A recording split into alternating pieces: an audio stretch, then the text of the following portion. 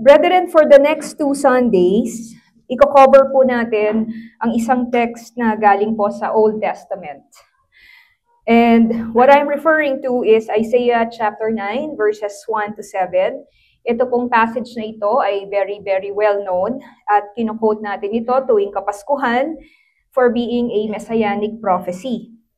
So pag sinabi nating messianic prophecy, ang ibig sabihin nito, a prophecy that pertains to the advent of the Lord. Yung advent, ibig sabihin yung first coming ni Christ. His incarnation, nang ang Diyos, si Kristo Jesus, ay nagkatawang tao. Isaiah prophesied that there was going to come a deliverer who will work wonderful things, not just for the nation of Israel, but for the world. So mga kapatid, it would be very good for us to meditate on this portion of Scripture upang magkaroon po tayo ng deeper understanding of the person and work of our Savior, Lord Jesus Christ, that would lead to a stronger faith and an empowered obedience to the calling of God. So mangyari po na tumayo po tayo, mga kapatid, at tayo po ay magbasa ng passage ngayon pong umaga in honor of God's Word. Isaiah chapter 9 verses 1 to 7 reads, "But there will be no more gloom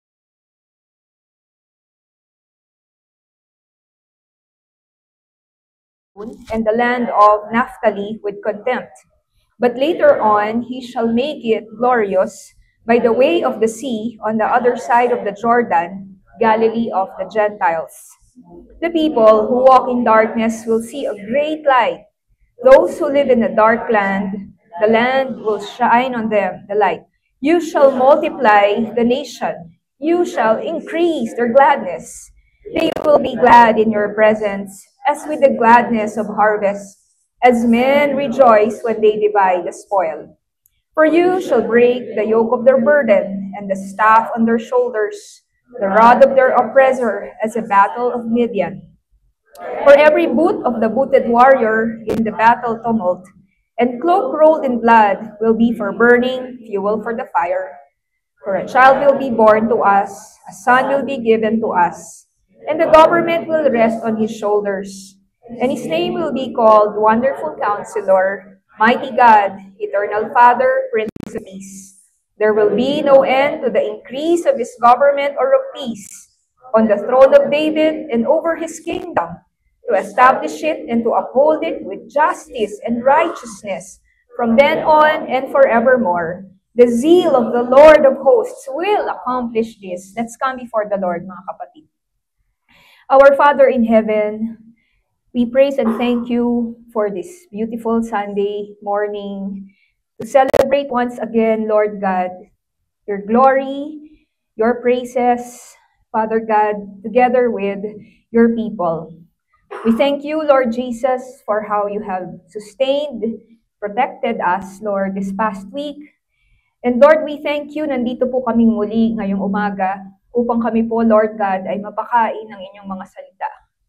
Dear Lord, dalangin po namin na kami pong lahat, Panginoon, ay tunay na, Lord, kausapin po ninyo. Pangusap po kayo sa pamamagitan ng inyong pong mga salita. O blessed Holy Spirit, speak to all of us. O blessed Holy Spirit, use your servant to utter words that come from you. Salamat pong muli, Panginoon. And Lord, we will be careful to give to you and only to you all praises and glory as we listen to your word, Father God. And for everything that will be achieved today, Lord, kayo lamang po ang aming pong itataas. We love you, Father. In Jesus' name, amen and amen. Makakaupo na po tayo. Oftentimes, pag po ganitong Pasko na, naghahanap tayo ng mga passage sa scripture kung saan tayo po ay makakakita ng sense ang meaning ng Pasko. Ano po? At dahil last month na po ito ng 2025, ito po ang binigay ng Panginoon na sitas po para sa atin, itong Isaiah chapter 9. So next week sa ating Christmas party, Christmas service, i-cover natin yung last 2 verses nito, no? So medyo mahaba po kasi ito. So we won't cover the last 2 verses detailed, no? Again, as Pastor M shared a while ago, Please do not come here on Sunday, alright? Huwag po kayong pumunta dito kasi wala tayo dito. Mag-gather po tayo sa Quirino Hall, no, ng Teachers Camp. At para po tayo, kasi magpa-party po tayo pagkatapos, aakit lahat ng mga bata sa baba, kaya po kailangan tayong we need a little space. So, mga kapatid, ito pong Isaiah chapter 9, pinamagatan po natin itong Galilee of the Gentiles, no? What a beautiful topic. Okay, it's Galilee of the Gentiles, Isaiah 9, 1-7. I'm going to tell you by the grace of God, no, we will unpack this passage and bakit ito yung naging topic natin, ito yung title po natin. So, first and foremost, ito pong book of Isaiah was written, of course, by the prophet Isaiah, and this was written to the people of Judah. Okay, so yung mga nag-IBI, alam nyo ito. Ang audience ni Isaiah actually were the people of Judah, and because he was a prophet to Judah, so the issues that concerned Isaiah were issues that concerned Judah, Jerusalem, the house of David. Okay? However, here in chapter 9, mapapansin po natin dun sa pinaka-verse 1. Sige, tingnan natin yung verse 1. Ang nakalagay po dyan, di po ba? But there will be no more gloom for her who was in anguish. In earlier times, he treated the land of Zebulun and the land of Naphtali. Now, you noticed that nag-shift si Prophet Isaiah from Judah and he starts to talk about tribes that do not belong to Judah, but they belong to the northern kingdom. Okay? They belong to the northern kingdom or the northern territory. Ito yung Zebulun and Naphtali. These are lands that are found in the region of Galilee. Okay? In the region of Galilee in Israel. And these are lands that are found dun po sa tinatawag na Northern Kingdom. Kasi di ba after po ni Solomon, nag-aklas yung 10 tribes against his son Rehoboam. So na-split yung kingdom. So merong Judah na kingdom, merong Israel or yung northern tribes, no? So itong Naphtali at saka Zebulun, hindi yan Judah. Yan ay, kumbaga sa North and South Korea, parang gano'n, ano? Kumbaga North Korea sila. So ito po iyon. Now, why did the prophecy suddenly shift to these two tribes? Kasi po sa Advent ng Panginoong Jesus, these places, Zebulun and Naphtali, also known as Galilee, it will play a major role in the earthly ministry of the Lord and have great implications when it comes to the work of evangelism. Okay? So let me show you the flow of our message today. In verse 1, we will find the dishonoring of Galilee. Verses 1 and 2, the honoring of Galilee. And main point 3, the joys of Galilee, that's in verse 3. And under that, you have liberation, peace, and Savior. And the last are, ano po yung implications ng Galilee of the Gentiles message para po sa atin. So let's look again at verse 1, at the dishonoring of Galilee. Sabi dyan, in earlier times, he treated the land of Zebulun and the land of Naphtali with contempt. Okay? So, again, yung lands na yon belong to the region of Galilee. Now, sino ba itong Zebulun and Naphtali? Zebulun and Naphtali, of course, are one of the 12 tribes. Okay? It's one of the 12 tribes. Now, nung si Joshua po, inallocate niya yung lupain ng Israel, the Galilee region was given to several tribes. And among those tribes were Zebulun and Naphtali. The land of Naphtali lay along the western shore of the Sea of Galilee, northwards. Yun naman pong Zebulun was west and southwest of Naphtali. Okay? So, yun yung kanilang location. Sorry, hindi na ako nakapaglagay ng map. So, Zebulun and Naphtali, ito po yung something interesting about it. You know, they were rarely mentioned in the Old Testament and were never spoken of as having any important role in anything. So, they're actually quite insignificant tribes. Yung mga well-known tribes yan, di ba? Judah, of course, Ephraim, yan yung mga well-known tribes. Pero ito, hindi sila masyadong kilala. They are insignificant tribes. In fact, if you look closely dun sa Book of Judges, nung inallocate na yung land, meron pang sablay itong two tribes na to eh. Alam niyo po ba kung bakit? Kasi po, they failed to drive out the Canaanites. So, instead of driving them out, they just lived with the Canaanites. Alright? Yung utos ni Lord, i-drive out. So, medyo kinulang sila ng faith. Ngayon, pagdating mo rito sa Isaiah chapter 9, it says that God treated these lands with contempt. Sa NIV, ang nakalagay po dyan, God humbled these lands. Okay? Now, to treat something with contempt, anong ibig sabihin po noon? It means to treat something without esteem, to consider something as worthless, small, superficial, and insignificant. That's what it means to treat something with contempt. Now, there's also another explanation kung bakit po sinabi yun that they were treated with contempt. Bakit po? Kasi another reason for their humiliation was that these lands, all right, these regions, these parts of Galilee, were the first to fall to their enemies, Assyria, by the Assyrian king Tiglath-Pileser III. These people were deported and their lands became Assyrian provinces. So that's what happened to Zebulun and Naphtali. They were the first ones to fall to their enemies. They were the first ones to be deported. So very bitter, very painful po yung nangyari po sa kanila. So we all know that these Galileans, they knew about shame, despair, and hopelessness. Okay? So these lands were humbled until you get to Isaiah chapter 9, and then God mentions them.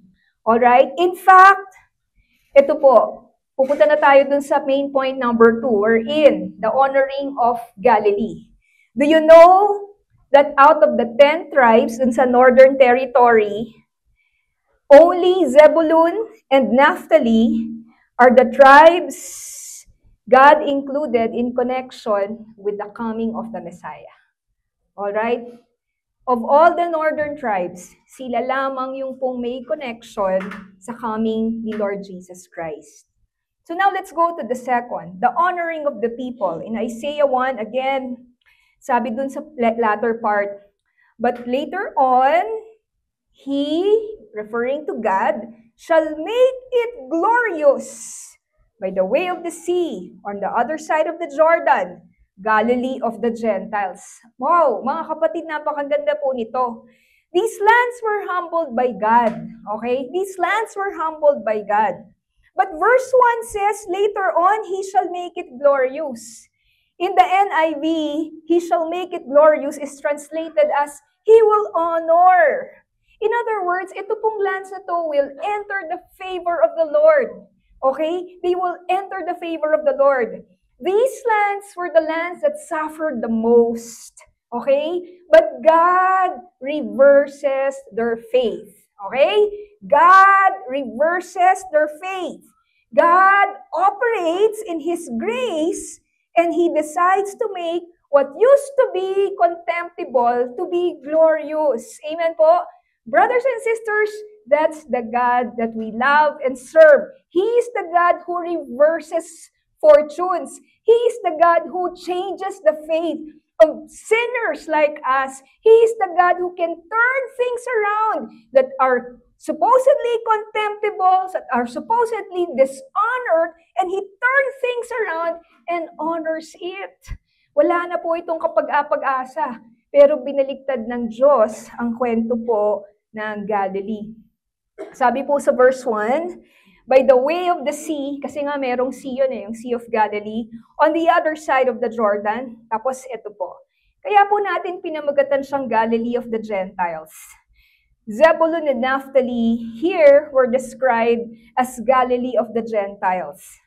Actually, wala kayong makikita sa Old Testament kung saan Galilee is described as Galilee of the Gentiles. Alright? Dito mo lang makikita yon. Bakit biglang merong ganong klaseng description? Again, ito po ay nagpo-fall sa prophetic word ng Diyos kay Isaiah. Kasi po bakit po, alam nyo, pagdating nyo po sa New Testament times, Galilee had already grown into a major population center. Okay? It had grown into a major population center. Tapos ito po, throughout the centuries, maraming non-Jews na immigrants na nag-settle down, nag-move na po sila sa Galilee. Okay? So, meron, ano po yun dalawang portions, may upper and lower. And dun sa upper Galilee, marami rong mga Phoenicians, Syrians, Sidonians, at yun nga pong reason kung bakit yung mga nasa Judea, ito yung mga nasa Jerusalem, mababatingin nila sa mga Galileans. Kasi nga, maraming non-Jews doon, okay? Ang baba nga ng tingin nila sa mga Gentiles, di po ba? Tapos ito po ang sabi sa verse 2. The people who walk in darkness will see a great light. Those who live in a dark land, the light will shine on them. Uy, sino kaya itong nire-refer dito? The people who walk in darkness will see a great light. Brethren, that's not the sun. That's the Son of God. They will see a great light because of Jesus. Okay? Jesus was going to be a Galilean. Alright? Having been used to darkness, which is a metaphor for hopelessness, fear, and death, these Galileans will see a great light. Sabi rito, the light will shine on them. Pag sinabing the light, passive yun Ibig sabihin, hindi nila yun pinlano. Okay? Hindi nila yun naisip in their wildest imaginations. It was God's own initiative for light to shine on them. Okay? It was God's own initiative to choose them, to elect them, to choose them, to favor them. Of course, when we talk of light, it symbolizes, new hope and new future. Amen? New hope and new future. Now, how did the prophecy get fulfilled? How did the prophecy get fulfilled? This Galilee of the Gentiles became notable because it became the home of our Lord Jesus Christ. Amen? It became the home of our Lord. Imagine po ninyo kung si Jesus Christ sabihin, taga Baguio. Parang ganon, di po ba? Tayo nga, proud na proud tayo pag sinabing, oy, taga Baguio yan. Di ba? Na merong isang kilalang manunulat, isang nanalo sa competition, ba? Nakapromote agad dyan sa mga FB page ng Cordillera. Di ba? Isang taga Baguio, isang taga Cordillera, nanalo sa ganitong paligsahan. No, proud ka kasi taga dito siya, taga Benguet siya. Brethren, the Lord Jesus Christ was a Galilean. He was a Galilean. That was his home. Okay, that was his home. It is where Jesus grew up and spent the most part of his earthly life and ministry. So natin po yan makikita. Makalain nyo, inimbento lang. Nasa Matthew 4 po yan. Sabi dyan sa Matthew 4, leaving Nazareth, he went and lived in Capernaum, which was by the lake in the area of Zebulun and Naphtali, to fulfill what was said through the prophet Isaiah. Land of Zebulun and land of Naphtali, the way of the sea beyond the Jordan, Galilee of the Gentiles, the people living in darkness have seen a great light. On those living in the land of the shadow of death, a light has dawned. Jesus didn't choose Jerusalem for his home base. He didn't choose Judah. He didn't choose Samaria. He chose Galilee. Okay? He chose these humble lands of Galilee. Now, ano-ano yung mga nangyari dito sa Galilee? Let's look at the next slide. Numerous recorded miracles of Jesus took place in Galilee. His first miracle, when Jesus changed water into wine, that was in Galilee. Okay? Yung pong sa Cana. Ano pa po? Sa Galilee rin po, tinawag ng Panginoon ang kanyang unang-unang mga disipulo. Peter, Andrew, James, and John were all working as fishermen, earning a living on the Sea of Galilee. Alright? So, brethren, hindi mga sophisticated ditong sila Peter, Andrew, James, and John. Mga from D sila. Okay? Sila po ay ano po sila, kumbaga, hindi sila nandun sa Jerusalem. Okay? Sila po ay nandun mga Shano, itong mga ito. Di ba, mga rough sila, mga unsophisticated, itong sila Peter, Andrew, James, and John. But they were the first disciples of the Lord. In New Testament times, the Jews who lived in other parts of Israel often looked down at the Galileans as backward and unsophisticated. Tapos ito pa po, not helping matters was the fact that the Galileans had a distinctive dialect readily discerned by the Judeans. So meron silang punto. Okay? Meron silang punto. So parang 'di ba may tawag dito? May mga punto tayo eh. May kanya-kanya tayong mga punto. For example, sila Pastor M, yung kanilang area sa Laguna, may punto sila eh. Alright, nagtatagalog sila pero meron silang punto. Okay, so malalaman mo agad-agad kung taga saan ang isang tao kapag nagsalita siya, meron siyang punto. Okay, meron siyang way of saying things. But, next slide. It was in Galilee that Christ spent most of his time preaching, teaching, performing various healings and miracles. Brethren, how awesome the Lord is. Napakabuti ng Panginoong Jesus. Makikita natin dito yung kanya pong humility. Makikita po natin dito yung kanyang kababaan na pinili niya po na ang kasama niya ay itong mga Galileans na ito. Hindi po yung mga religious leaders, yung mga Pharisees and scribes, pero ang pinili niya na kung saan siya lalaki, saan siya malalaman kung sa tiga saan siya, ito yung kanyang pinili. The Lord came to His people first where they had suffered the most. Okay? Because these people from Zebulun and Naphtali, these were insignificant and they were the ones who suffered the most. But it is from that place that the Lord Jesus Christ launched salvation for the world. Amen? I like so much what Ray Ortland said. Sabi niya, the ones walking in darkness suddenly found themselves blinking under a new light they had never seen before. Kasi sino naman ang makapapansin sa kanila? They deserved what had happened to them. Deserve nila yung kanilang sinapit dahil sa kanila pong unbelief, sa kanila pong mga kasalanan. Ang ganda nung sabi ni Ray Ortland, but God was not satisfied with that. His zeal brought a Savior. Kasi yung last verse po nito, sa passage natin, ang zeal daw po ng Panginoon ang mag-a-accomplish ng lahat ng ito. Pag sinabi kasi nating zeal, ang ibig sabihin nun, it's a passionate commitment. Okay? It's a passionate commitment. So ikaw, nawawalan ka na ng gana, pero ang Diyos, zealous na i-accomplish yung salvation mo. I-accomplish yung plano niya sa buhay mo. So, brethren, what a beautiful illustration of the love and the goodness of God. Ito pong the honoring of Galilee. And maybe some of us are thinking, Lord, I'm satisfied with my life. I'm satisfied with my issues and my situation. But do you think God is? Do you think God is? Because as far as these guys in Galilee were concerned, God wasn't satisfied with their situation. God wanted to give them hope. God wanted to give them a new future. God wanted to turn their sadness into joy. So, maybe iniisip natin, nagsisettle na tayo sa mediocrity, nagsisettle na tayo to a life that is just so-so. Diba? Pero what about God? Do you think God is going to be glorified with your life right now? If God is going to be glorified in your life right now, then God will have to do something to you. He will have to do something with your life. Amen?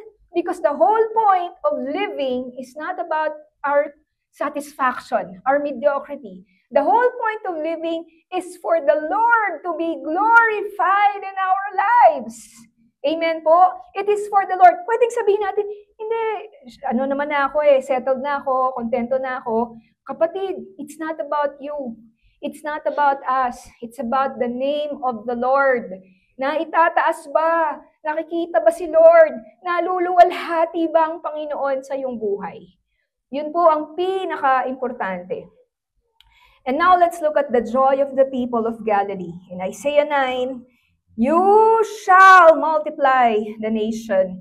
You shall increase their gladness. They will be glad in your presence, as with the gladness of harvest, as men rejoice when they divide the spoil. Mapapansin niyo po, pagdating dito sa verse 3, yung pong you rito, sino po kaya yon? You shall multiply the nation. Sino po yon? Sino po yung nag-a-act dito? That's God. Amen? That's God. That's not us. Who's going to multiply? Who's going to increase our gladness? It's all the act of God. Amen? It's all the work of the Lord. You know, we will not only sin against the Lord because of those gross sins we commit. We also sin against the Lord because of our self-reliance. We also sin against the Lord because of our self-righteousness. We also sin against the Lord when we think that we can do it on our own. Alright? Lalo pa, napaka-independent po ng human nature, di po ba? But brethren, we can see here that in Zebulun, Naphtali, Galilee, it was God who did things. It was God who turned things around for them. Here in verse 3, sabi nga po, God accomplishes His purposes. Having Galileans, ano kayang ibig sabihin nung you shall multiply the nation? Kasi po ganito yon. Since ang mga first disciples ng Panginoon were Galileans, after the death and resurrection of the Lord, of course, who were the first ones to evangelize the world? It was these guys, Peter, James, John, Andrew. They went forth, proclaimed the good news, which led to the salvation of multitudes of souls. This multiplying of the nation is in light of the role of Galilee in the spread of the gospel, and as a result, their former anguish, their former humiliation, their former darkness will be replaced with gladness. Grabe po ang Diyos. Amen po. Grabe po ang Diyos. Kasi wala nga silang ka-role sa Old Testament eh. Hindi nga sila pinapansin eh. Tapos all of a sudden, nag-zoom in ang Diyos sa kanila. Yun ang pinili ng Panginoong Hesukristo kung saan siya ay magiging kilala. Amen po.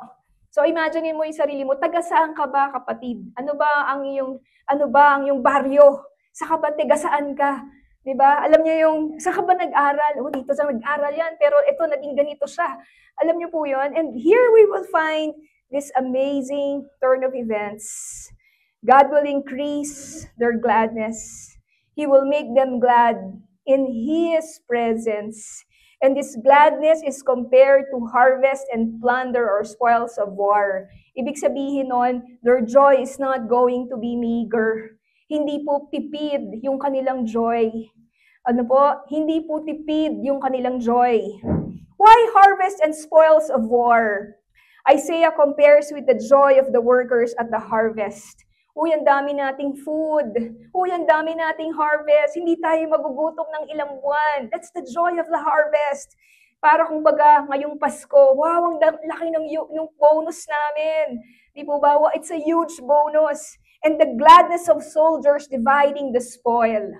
Okay? The gladness of the soldiers dividing the spoil. Let me share with you what J. Alec Motyer said about the harvest and the plunder. Sabi niya, harvest and plunder express the idea of every sort of joy, joy in its completeness. Both harvest and victory, they are divine gifts. Oo nga naman. Harvest belongs in the sphere of nature, plunder in the sphere of history. The Messianic Day promises deliverance from adversity brought through circumstances or by people. So ito pong joy na ito, okay, itong joy na ito, hindi silang may kagagawa nito eh. Itong joy na to, it was brought by God. The victories, the sweet and great victories of Christ. Brothers and sisters, nagtatagumpay po ang biyaya ng Diyos sa kabila ng ating pong mga failures. May failures ka ba, kapatid? Hindi pa tapos ang kwento mo. God's grace triumphs over our depressing failures. And He causes our joy to be complete. In fact, both harvest and plunder are victories which we have done nothing to win because it is all God. Alright? So, I hope and pray na sana tayo na lang ang mag-meditate at ma-imagine natin ano kaya ang experience ng plunder. Diba? Ano kaya ang experience nung marami kang na-loot na wala ka namang pinaghirapan tas ang dami mong loot. Alam niyo po yun? Now, under the joys of Galilee, you will notice in verses 4 to 7, meron diyang word na for.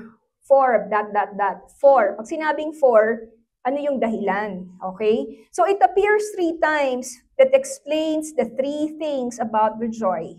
So the first is the joy of liberation. For you shall break the yoke of their burden and the staff on their shoulders, the rod of their oppressor, and at the battle of Midian. Now, anong nire-refer po rito ni Isaiah? The words used here refer to 2 historical events in Israel. Ito po yung Exodus, kaya binanggit dyan yung yoke, burden, and staff. At yung pong battle ni Gideon against the Midianites. Doon sa both instances na yon, itong mga victories po nito were all acts of God. So the Israelites were under the yoke of slavery under the Egyptians. But God miraculously delivered them. The Israelites were oppressed by the Midianites. Yung harvests po nila were sabotaged by their enemies. And Gideon, ito po yung takot na nag-request pa ng fleece na sign kay Lord. The name he called to deliver belonged to the least clan and considered himself the least. So, what happened here is that they have been liberated. They have been delivered.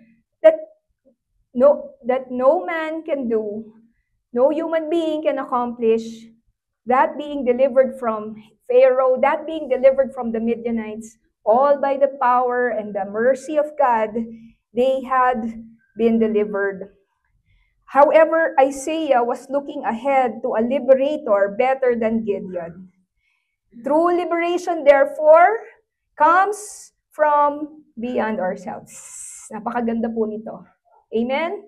True liberation comes from beyond ourselves. We need Jesus. Do you need Jesus? Amen? Do you need Jesus? Do you need liberty, liberation, deliverance from yoke? Ano yung nagpapabigat sa'yo ngayon, kapatid? Ano yung isang bagay na parang nakatali ka na dyan forever, di ka na makakahon-ahon? Utang po ba ito? Relationship po ba ito? Kabigatan po ba ito? Ano kaya po yung kabigatan o yun pong yoke or bondage na gustong-gusto mo nang makawala, pero hindi ka makawala? Maybe addiction po ito. Maybe isang kasalanan na gusto na po nating ma-overcome. True liberation comes not from ourselves, but from the most powerful of all, and who is our Lord Jesus Christ. The next is the joy of peace. Isaiah 9, for every boot, ano tong boot? Yung sapatos, yun yung boot dyan. Of the booted warrior in the battle tumult, and cloak rolled in blood, will be for burning, fuel for fire. Ang ganda-ganda nitong verse na to. Kasi dito sinasabi po rito, the boot, the cloak, ito po ay magiging mga panggatong. Okay? Hindi mo nakakailanganin ng combat boots. Susunugin lahat yan. Okay? Susunugin lahat yan. All implements of warfare will be destroyed. They will not be needed anymore. So the second reason for the increased joy of the Galileans is that God will not just defeat the forces of evil. Instead, God will put a final end to conflict itself. The reign of our Lord Jesus Christ will bring eternal peace. Brothers and sisters, do you get tired with this world? Because I do. I do when I read the news, but sometimes you have no choice. You have to read, di po ba? Para alam mo naman kung ano nangyayari. Pero di po ba, nakakapagod, nakakasuya, nakaka-depress, paulit-ulit na lang na pag tumingin ka talaga sa mundo, chaos po eh. And Who's going to solve, di ba? Who's going to solve, tawag rito, the problems of the world?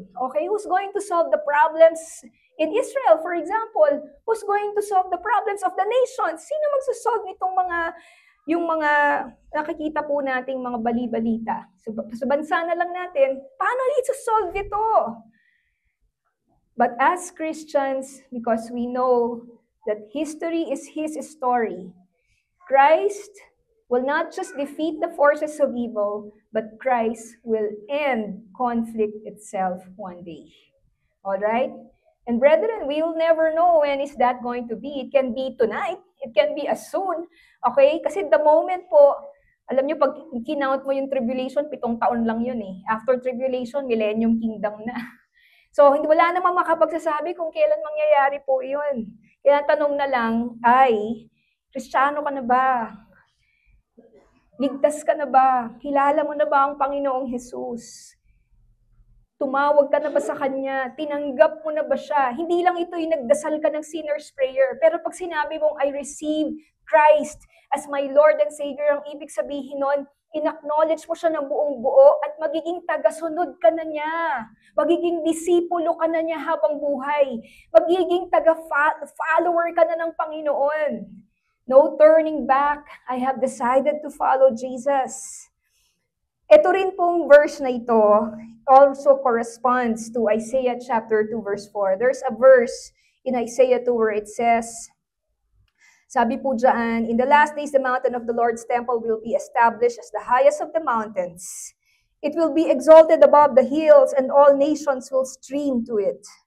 So this is the millennium kingdom of the Lord, no? Ito po yung, tayo na to, kapag Christ comes to establish His kingdom.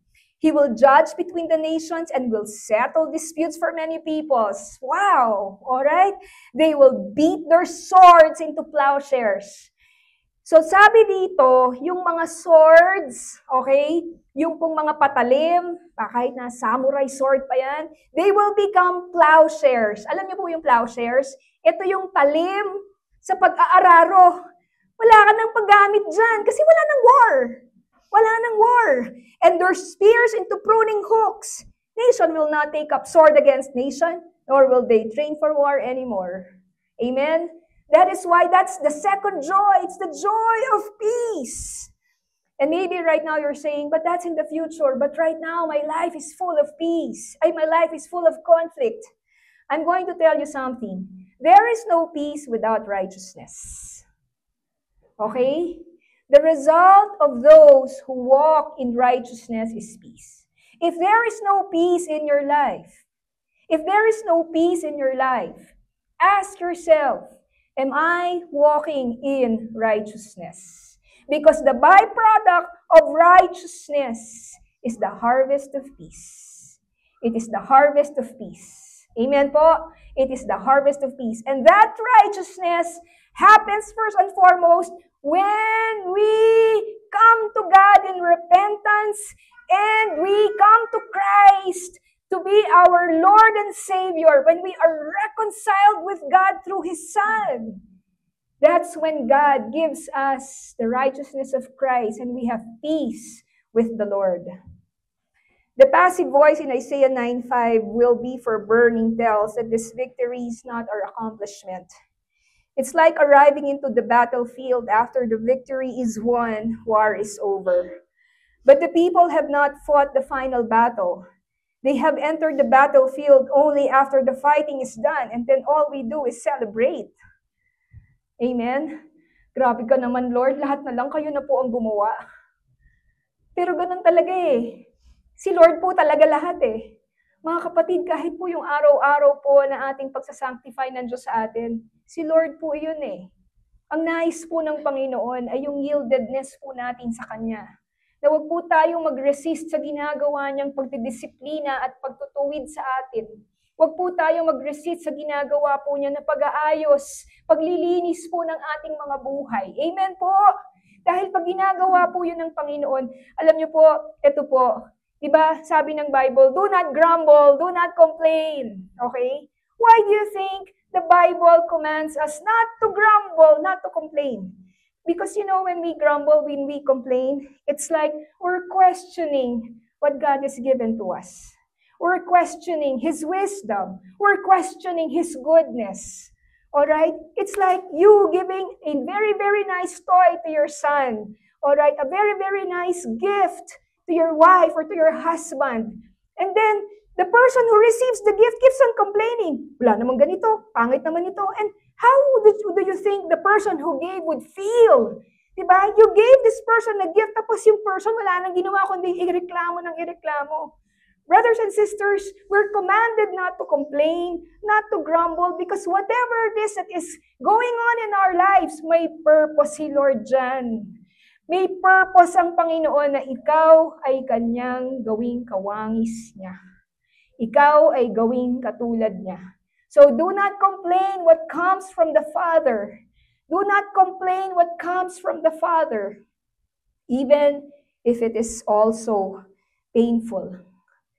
And lastly, the joy of a Savior. Now, this part we will discuss more detail next Sunday.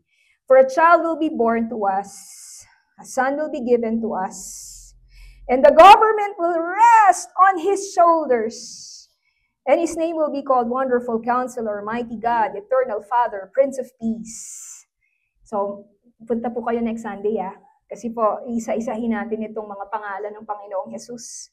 There will be no end to the increase of His government or of peace.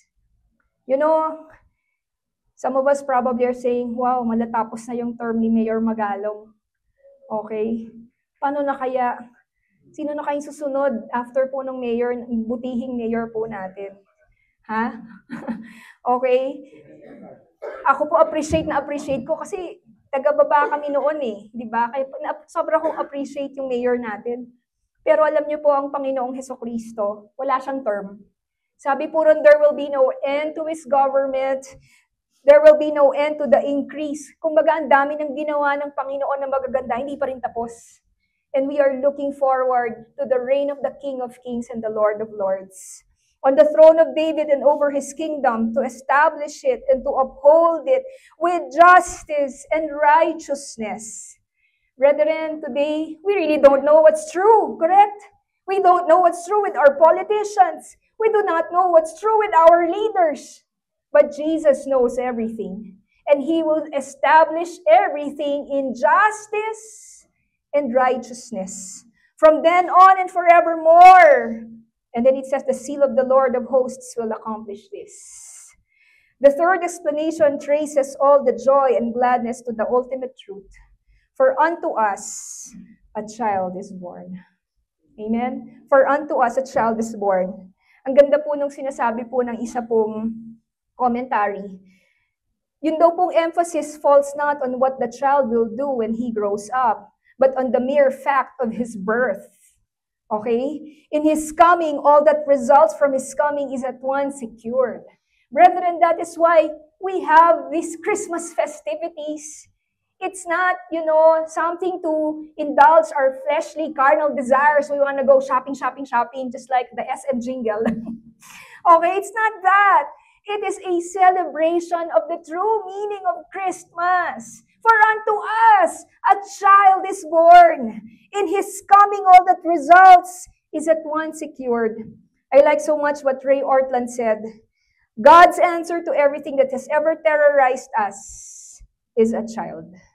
The power of God is so far superior to the Assyrians. Kasi Assyrians yung enemies sila nun And all the big shots of this world that He can defeat them by coming as a mere child. Amen? By coming as a mere child. His answer to the bully swaggering through history is not to become an even bigger bully. His answer is Jesus. Amen? His answer is Jesus. Brethren, Jesus is not a bigger bully. Jesus came as a child, and with His coming, everything is secured. That is why gano'n na lang po yung pagre-rejoice natin. Kung may magre-rejoice ngayong Kapaskuhan, Kristiyano po yun. Tayo po yun. Kasi alam po natin, hindi po mababaw yung ating understanding ng Pasko. Yung pong understanding po natin ng Pasko ay base sa katotohanan ng salita ng Diyos. So, what are the implications of Isaiah 9, 1-7? So dito po tayo magtatapos as we prepare our hearts for the Lord's table. First implication, the fact that Jesus lived and ministered in Galilee is another example of his identification with those whom the world rejects. Amen? With those whom the world rejects. Brothers and sisters, come to Jesus. Come to the Lord. Amen? Si Lord, He is God, He is King, He is sovereign. At alam ng Diyos, paano tayo lalapit sa Kanya? He went down, He condescended, He came here just like one of us, and He chose the most poor, the most humbled of all, the Galileans. He became a Galilean so that we won't think twice of coming to Him. Amen? We won't think twice of approaching Him. This should cause us to have faith, put our hope in Christ, for He is not unaware of our brokenness, failures, shortcomings, weakness, and rejection. Hirap na hirap ka ba dun sa mga failures mo na hindi ka makamove on? Uy! Alam mo, para ka makamove on dyan sa mga failures mo, tumingin ka sa Panginoon. Pinakikita ng Panginoon, mayabang ka siguro, kaya ka nagfe-fail. Siguro binibreak ni Lord yung pride mo. Sabi nga ni Sister Juice, yung ego ko. Sana i-break ni Lord. And brethren, because we won't see God, we won't look to God. God is opposed to the proud. But He gives grace to whom? The humble. Amen? He gives grace to the humble. Weaknesses and rejection. Christ was sent by the Father to give His life as a ransom for sinners like you and me. So brethren, that's the first implication of Isaiah, the Galilee of the Gentiles. Amen? Ito po yung gusto ng Panginoon na wag po nating kalimutan. At ang ano po yung pangalawa? Makikita po natin dito na ang program of salvation ng Panginoong Jesus was never confined solely to the Jewish race. Okay? It was never solely confined to the Jewish race. The Messiah did not come only for the Jews. He came for the world. Amen? He came for the world. Even in the prophetic message of Isaiah, we see the work of the Messiah reaching the ends of the earth. Reaching the ends of the earth. It doesn't matter kung anong lahi, anong kulay, anong lingwahe, basta may kaluluwa yan. Aabutin ni Lord yan. Jesus came to be a light to the world, the Gentiles. Ngayon, ito po, isa pa pong reason kung bakit pinili ng Panginoong Jesus ang Galilee. Hindi niya pinili yung Jerusalem. Walang mangyayari pag doon sa Jerusalem yung naging center of operations ni Lord, di po ba? Bakit po yung Galilee? He chose Galilee because the Roman Empire had several roads crossing through Galilee. So this provided Jesus and His disciples with a strategic mission field to launch the gospel into the world. The prophet Isaiah foresaw the region as the gateway of salvation and peace for the nations through the preaching of Jesus Christ. So anong makikita po natin dito? Jesus lived in this obscure part of Israel on purpose. Deliberate yun. On purpose yun. He lived there so that He could drive home the point that His life, His death, His resurrection were meant to give light not just to the Jews, but to the whole world. Let me read to you John 12:46. I have come into the world as a light, so that no one who believes in me should stay in darkness. Ano po kaya yung implication nitong second point para po sa atin pong lahat? Brethren, it has something to do with the work of evangelism. Okay? It has something to do with the work of evangelism. We must try to reach as many as we could. Okay? According to the grace that God gives to us. The Lord had a global mission. That was why He chose the Galilee of the Gentiles.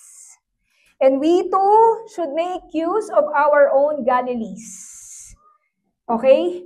We too should make use of our own Galilees. Bakit po? Because we are on a mission wherever we go. If we plant, soon enough we will harvest if we do not give up. Kaya po ang sagot po rito is, let us not grow weary in doing good works. Okay? Let us not grow weary in investing in people's lives. Let us not grow weary in proclaiming the gospel, in sharing the good news of Jesus. Let us not grow weary in shining the light of the Lord in our lives. Bakit po? Because you and I are instruments, channels for people to see God's love and hear the gospel. Mga kapatid, alam niyo po, di ba, alam niyo naman na lumipat nga po kami, di ba? So, nakakatuwa po kasi hindi ko lang na-share ko yata ito last week pero ayun, let me just share it again. We were so touched because yung community where we live, dun sa apartment namin we lived there po for 13 years Tapos na-touch kami kasi before we left, binigyan kami ng gift ng mga kapitbahay namin. Okay, binigyan nila kami ng gift. Tapos, meron silang love letter doon sa gift. Tapos ang nakalagay ron, na mamimiss nila kami, and they're so happy na naging kapitbahay nila kami. Tapos sabi nila, nagpapasalamat sila for our kindness and generosity. Okay? Na, yun po. Tapos kami naman, parang, Lord, all glory to God, of course, di po ba? But most of all, doon ko po na-realize na, alam niyo po yun, do the best that you can.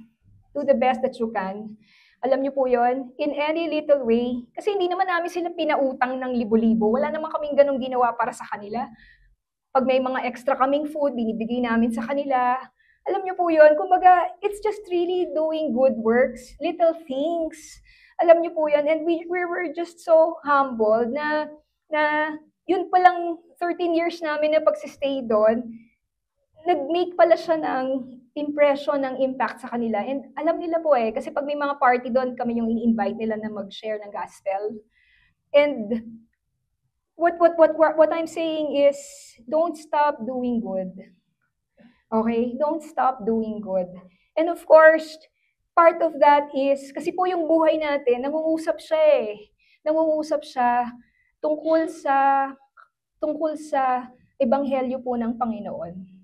Sa lahat ng ginagawa natin, let us be always mission-minded. That in everything we do, just keep doing good, just keep investing on people's lives, just keep touching others' lives. It's not in gargantuan ways, alam niyo po yun, pero in little things, nangungusap ang Panginoon, ginagamit niya po tayo para po umabot po ng marami para sa kanyang kaluwalhatian. Amen po. And of course, huwag nating ikahiya na tayo ay mga born-again Christians. Huwag nating ikahiya si Christ. Dapat alam nila na umubula ang bibig natin na it's Jesus. Amen? It's the Lord. Alam nila yung faith natin na pag nakipag-usap sila sa atin, binibigay lagi natin yung glory kay Lord. Amen po? Binibigay natin parati yung glory sa Panginoon na it's all about the Lord. So, brothers and sisters, I hope and pray na this Galilee of the Gentiles message would steer something in our hearts. We were just so happy nung nag-show His love tayo. Okay?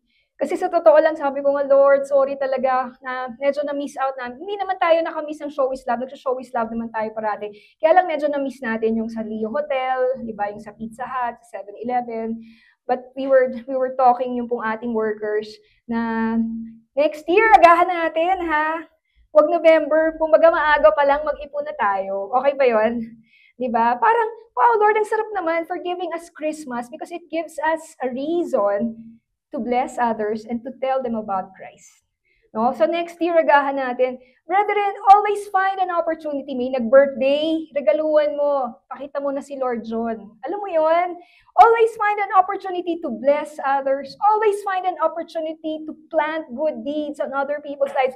Kasi ano ba naman yun, di ba? Nagbigay ka ng something na worth 200, 500, pero yung person na yun, na-touch naman siya ng love ni Lord. Alam niyo po yun? And that's more than enough, no? Punta na sa langit yun. Tumayo po tayong lahat. Let's all rise. Let's prepare our hearts for the Lord's table.